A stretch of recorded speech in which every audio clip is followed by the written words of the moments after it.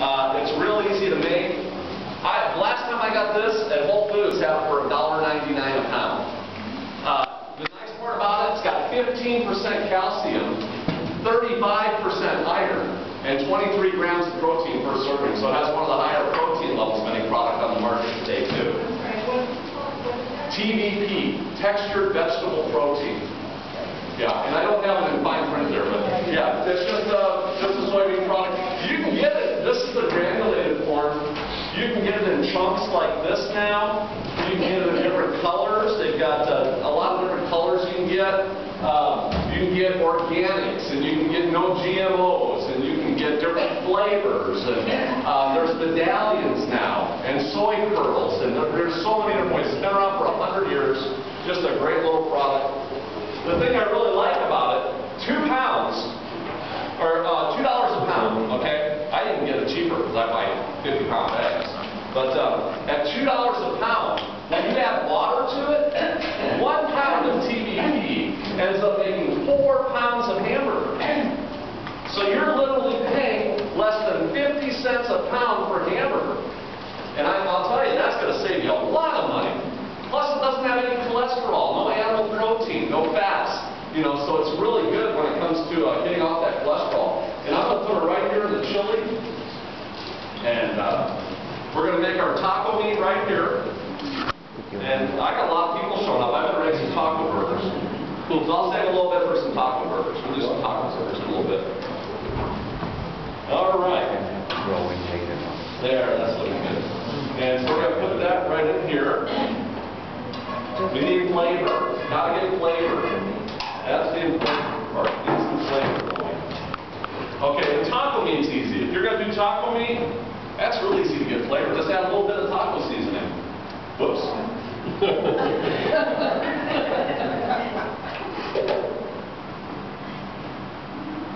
What? Oh, you want more? Okay. Are you serious? More? Do you want more?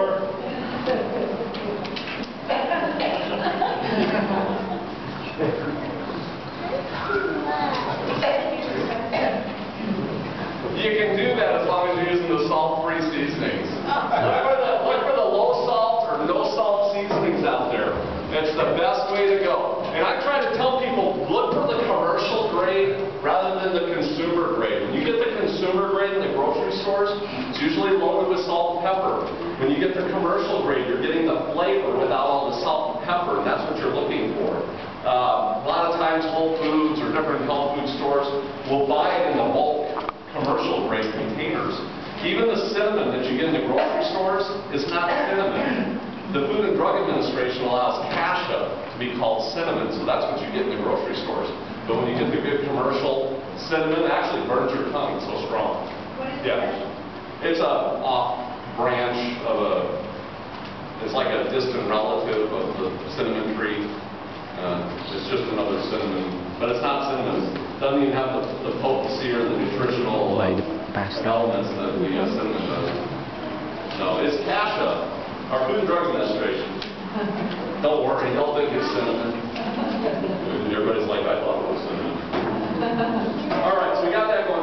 Chili is really easy. Chili powder, cumin, and salt. You can make any chili in the world with those 3 ingredients: chili powder, cumin, and salt. And I'm going to use a little bit of chili powder. Right about there. Cumin's going to be real velvety too. You want to find the velvety cumin. You don't want to get something that's granulated. When you see the cumin that's granulated, it's not even cumin. It's actually just a flavor filler. And I'm actually using half as much cumin as I do cinnamon. So it's going to be 2 parts chili powder. I'm on cinnamon now. 2 parts chili powder to 1 part cumin, and you'll have it right every time. And then we'll put some salt in. I'm not going to do a lot of salt, but you do need salt. Salt is actually an essential part of the body. Now, of course, here in America, we just oversalt everything. The interesting part is people that go vegan do not use near as much salt. People that go vegan don't need near as much salt because their taste buds are doing the job it's supposed to be doing. When your taste buds are not coated with all this cholesterol, you actually taste the flavor So you don't need all that salt on your food. So yeah, and it's amazing. Just going on that vegan. A lot of vegans, there's people out there that are vegan that are actually having a salt deficiency. They're not getting enough salt because they never ever use it. But you do need to have salt from time to time. It's definitely an essential part of the body. So. Okay, we got that going. We got that going. Has it been 5 minutes yet? Oh, this isn't boiling. We'll get it boiling here in just a second. Now, I actually went to college up in Tacoma, Washington. And when I was up in college, I worked at right around 100 different restaurants. And once I learned everything at one restaurant, I'd go to the next. And that's what I did. I just was thriving on the different properties and learning everything I could. I would go to the library every weekend and bring home stacks of cookbooks. Every weekend, I mean, there wasn't a given day that I didn't have a bunch of cookbooks, you know, from the library. Ran 2 libraries completely out of cookbooks. I mean, that's how much I was just thriving on the knowledge. And when I ended up getting out of college, I went to go check out culinary art schools. I found out I knew more than the instructors did. So it was, I never even went to culinary art school. And I've actually hired a lot of people from culinary art schools. Not one single one of them ever worked out. And they just don't teach them the things they need to learn, you know, coming out of those schools. Okay, we're going to do little 1/4-inch slices right like this and just put it right into the boiling water here. And just do a couple at a time so they don't all stick together or anything. Yeah, but when I got out of college and started working for JD's and Denny's and started opening up restaurants all over the country for them, and I was a store trainer, and I go in and train the people, set up the property, and then go to the next property and train the kitchen crews and the managers and whatever it took to get that property open. Went to Laughlin, Nevada, got a job as a sous chef, and then went to Las Vegas, Nevada, and got a job as a assistant executive chef and a banquet chef. And then at the age of 24, I was the youngest executive chef ever of a casino in Las Vegas at 24 years old. So really at a young age. And some of you know about my testimony yesterday. We were at church yesterday. But yeah, I really was thriving on it. And I'm really into production and organization. And we were doing big volume. My whole thing was volume cooking.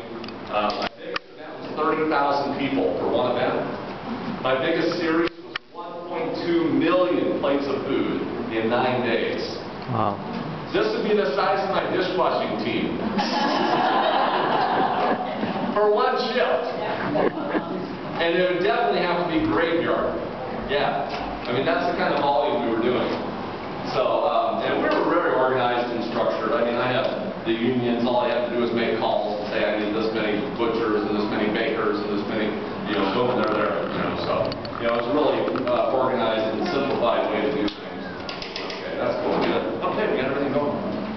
Yeah, and so then of course my catering that I had my catering all these celebrities, and I've done lots of catering over the years. I actually had bands that were painted exactly like ambulances.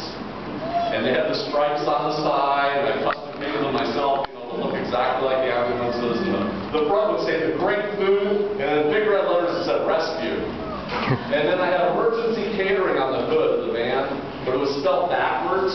So that when you looked in the rearview mirror, you know, it was spelled right, you know. And emblems on the side said food to die for, and stuff like that. You know, you know, my crew had scrubbies. They would all wear scrubbies with stethoscopes, and we'd pull the gurneys out the back of the ambulance with all the food on it. You know, a lot of funerals would order from us because we just leave the food right there, and I'd have IV units set up with barbecue sauce and teriyaki sauce and things like that. You know, so we were just entertaining the entertainers, kind of thing. And then I worked for the government in Las Vegas at juvenile detention. I was there for many years and in juvenile detention, so I worked a lot with the federal school lunch program. Found out all the food that they were bombarding on the kids. And the only food we got from the federal school lunch program was milk, meat, cheese, animal products. That was it. We never once got fresh fruits and vegetables. In fact, most of the time it was pre-made pizzas, pre-made chili dogs, pre-made grilled cheeses. And that was forced upon us. We had to give it to those kids on a regular basis. And it's just the way that thing went. Worked for the hospitals. I don't know if any of you know who Sodexo Properties is. Sodexo is like the largest hospitality management team in the world right now. And I was an executive chef for them, opening up new hospitals around the country. And I'd go to this hospital, open it up, and I'd go to another hospital, and then I'd remodel another hospital and open up another one, that type of thing. And of course I was in Vegas on my off time. They had a place there I could go in between hospitals. And I talked to a lot of the doctors. I had done catering for a lot of the doctors and knew them quite well. I was there for quite a few years. And I was looking at all these patients, and they're all in there for cholesterol problems. I mean, the majority. It was all cholesterol problems. And I was kind of looking at myself saying, man, I better do something or I'm going to be one of those people ending up in that hospital. And so I talked to doctors and stuff. They said, yeah, Mark, you need to get off that cholesterol. So what did I do? I said, okay, I can do this. I'm going to do a 40-day fast. And I'm going to have no red meat for 40 days. I figured, just try it, see how this works. And so I did. Went 40 days without any red meat. And the first 5 days, I was like, man, I don't know if I can do this. It was tough. And then the next 30 days, I was fine. Had no cravings for red meat whatsoever. I was like, oh, this is easy. Anybody can do this. And then here comes the last 5 days, and I started craving red meat again. I was like, how can this be? How can I go 35 days without any red meat? Now I'm going to crave a hamburger? And the closer it got to my 40 days being up, the more I was craving it. It was like 3 days to go, and I'm getting all excited, and I was like, 1 day left. I'm calling my friends on the phone saying, hey, we're going out for steak tomorrow night. And I'm like, after 39 days, how can I be craving it that bad? And I realized, I finally figured it out. And I realized the problem, and the solution, and that is that we need to make sure that our minds are in control of our bodies instead of our bodies being in control of our minds. Amen? Amen. And that's what happened. And I was like, oh, I get it now. And so what I did was, see, look at that taco meat, just like that. Now, this is taco meat right here. The longer you cook it, the saucier it's going to get.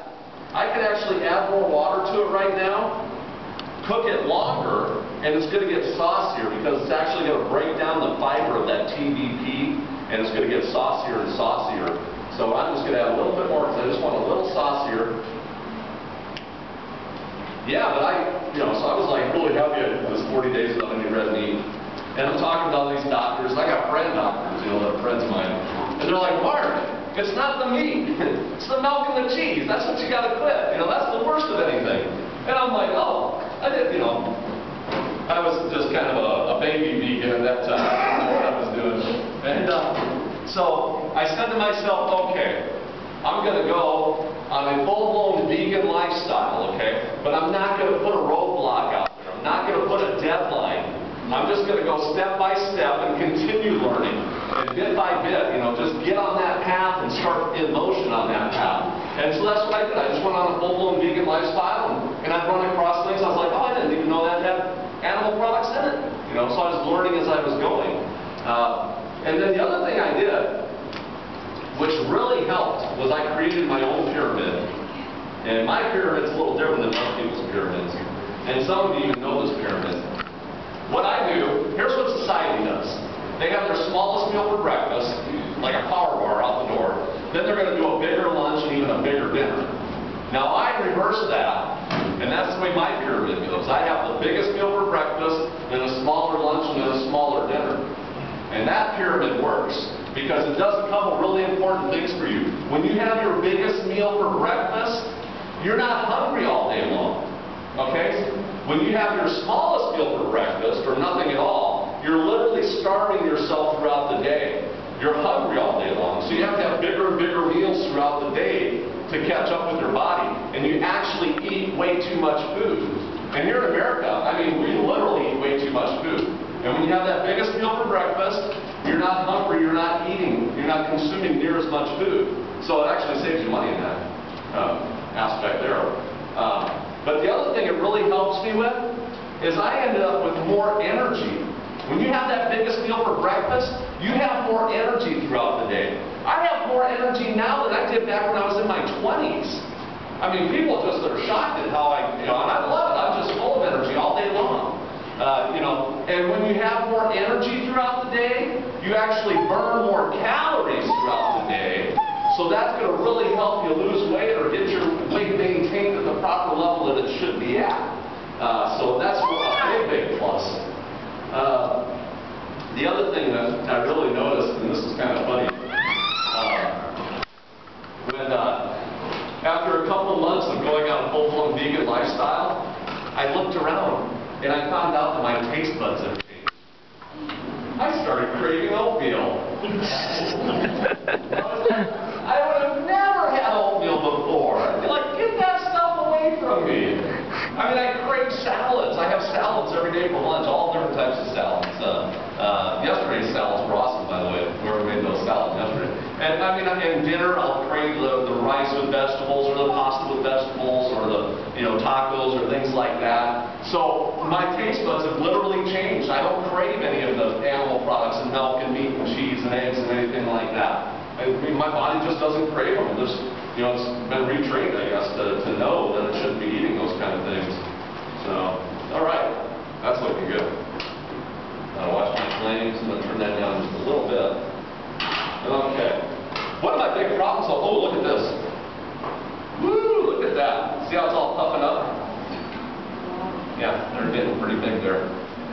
And normally this would take about 40 minutes to boil off. When I put a lid on it, I can get it done in about 20 or 25. So it's just a little faster process. Let me do a little word association with you. If I said, what nutritional element do you get out of meat? You'd automatically have to say, protein. Or if I said, where do you get your best source of protein? Of course, you'd have to say, meat. Beans, I heard that. Yeah, beans are a really good source of protein, so are nuts. But that was what I was saying. I was like, okay, where am I going to get my protein? I was psychologically brainwashed from society, thinking that I had to get all my protein from meat. And then I needed a lot of it. That's what society wants you to think. Now this is where you get some good protein. Baked potatoes, 3.9 grams of protein per serving. Peas have 9 grams of protein per serving. Lentils, 16 grams of protein per serving. Your beans, a lot of your beans are really good too. 16 grams of protein per serving. Now your average guy only needs 55 grams a day.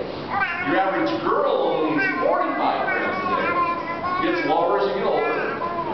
The national average in America, 120 grams a day. So we're almost 3 times the amount of protein we should be having anyway. But boy, society's just got to have that protein, like it's going to give me energy, So broccoli, you'll like it. Broccoli, 5.8 grams of protein per serving. Pound for pound, broccoli has more protein than steak. Yeah. Now, it takes a lot of broccoli to make a pound, okay? It's lightweight, it takes a lot of broccoli. But pound for pound, it actually has more protein than steak. Spinach is at 5.4 grams per serving. Brown rice is at 4.8. Even a banana has 1.2 grams of protein. Isn't that something? Banana, banana, banana, banana.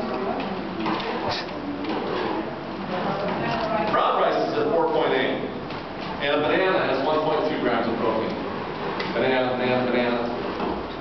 You like bananas? Yeah? I got some banana stuff here. I just got this. Let's see here. This is the New England Journal of Medicine, all about bananas. This is what bananas are good for. Depression, blood pressure, brain power, constipation, hangovers, heartburn, morning sickness, even mosquito bites. If you get a mosquito bite, just take the inside of a banana skin, rub it on the mosquito bite, itching, redness, swelling, all goes away. Yeah, that's great. Well, you guys don't have mosquitoes here, so you're not doing that. You do have mosquitoes here? Really? I haven't seen any. It's cold now. Yeah. You got mosquitoes here, huh? Maybe they just don't like vegans, right?